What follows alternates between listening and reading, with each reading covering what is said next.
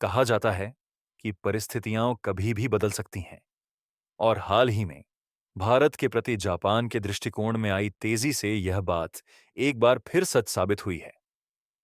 पहले जहां Japan Mumbai Ahmedabad bullet train परियोजना में कुछ हिचकिचाहट दिखा रहा था, अब वही जापान अपनी उन्नत ई 5 और ई 3 सीरीज की हाई स्पीड ट्रेनें भारत को मुफ्त में देने को तैयार है। इस खबर ने न केवल भारतवासियों को चौंकाया, बल्कि अंतर्राष्ट्रीय समुदाय का ध्यान भी आकर्षित किया है। अब सवाल उठता है कि क्या यह जापान की मित्रता का प्रतीक है या इसके पीछे कोई बड़ी रणनीतिक सोच छुपी हुई है। भारत में हाई स्पीड रेल का विचार नया नहीं है। इसका बीजारोपण 2000 के दशक की शुरुआत में हुआ था। हालांकि ठोस कदम 2013 में उठाया गया, जब भारत और जापान के बीच एक समझौता हुआ, जिसके तहत मुंबई से अहमदाबाद तक करीब 508 किलोमीटर लंबी बुलेट ट्रेन लाइन बनाने की योजना बनाई गई। यह यात्रा, जो पारंपरिक ट्रेनों से 6 से 7 घंटे में पूरी होती है, बुलेट ट्रेन के माध्यम से महज 2 घंटे में संभव हो सकेगी। 2015 में प्रधानमंत्री नरेंद्र मोदी की जापान यात्रा के दौरान इस परियोजना को और मजबूती मिली।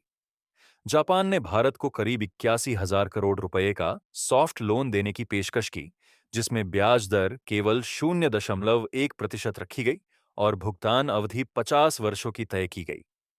साथ ही जापान ने भारत को अपनी अत्याधुनिक शिंकानसेन तकनीक प्रदान करने का भी आश्वासन दिया, जिसकी अधिकतम गति 320 किलोमीटर प्रति घंटा है। जापानी इंजीनियरों ने भारतीय मौसम और पर्यावरण को ध्यान में रखते हुए ट्रेन के डिजाइन में बदलाव किए। इनमें बेहतर शीतलन प्रणाली, अधिक सामान रखने की जगह और वर्षा व धूल झेलने की क्षमता शामिल थी।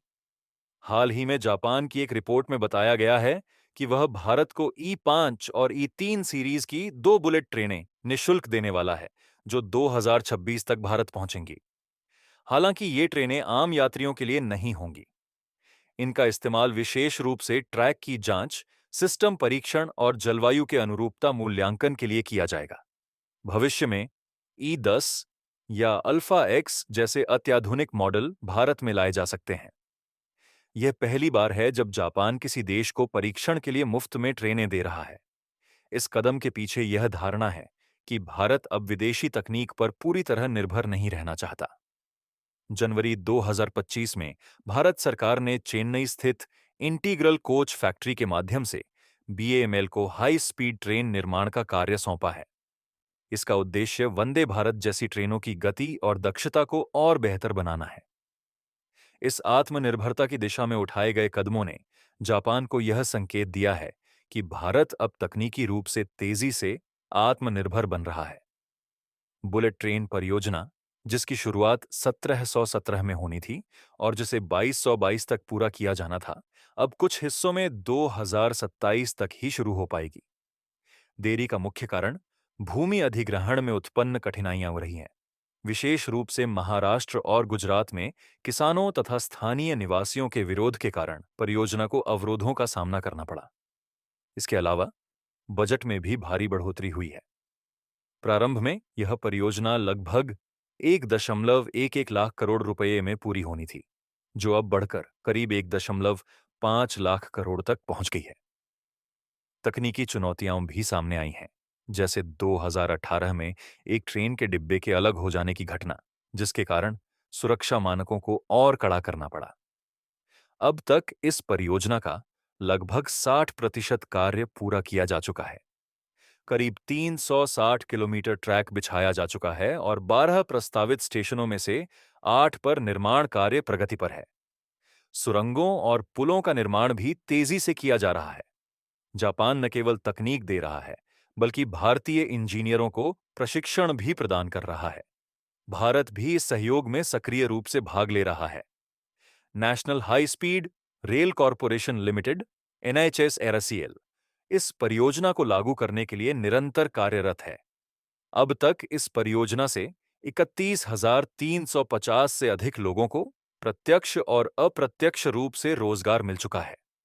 जब तक असली बुलेट ट्रेनें देश में नहीं आ जाती, भारत की योजना है कि वंदे भारत ट्रेनों का उपयोग परीक्षण के रूप में हाई स्पीड रेल कॉरिडोर पर किया जाए, जिससे बिछाए गए ट्रैक का उपयोग सुनिश्चित हो सके। तो क्या इसे जापान की माफी के रूप में देखा जाए? शायद नहीं।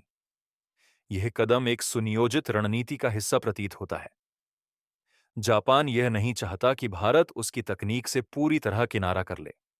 भारत की आत्मनिर्भर भारत फैल और वंदे भारत जैसी सफल ट्रेनों ने जापान को यह सोचने पर विवश कर दिया है कि यदि सहयोग जारी नहीं रहा, तो भारत पूरी तरह स्वदेशी तकनीक अपनाने में सक्षम हो सकता है।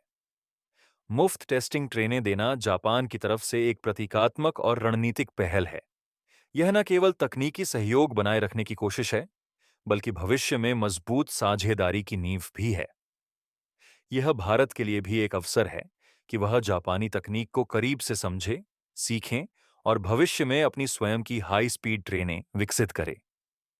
यह जापान की उदारता का संकेत हो सकता है, लेकिन इससे ज्यादा यह एक रणनीतिक कदम है जिसमें दोनों देशों के हित जुड़े हुए हैं। यह वह समय है जब तकनीकी प्रगति, कूटनीति और दूरदर्शिता एक साथ चलते दिखाई दे रहे हैं।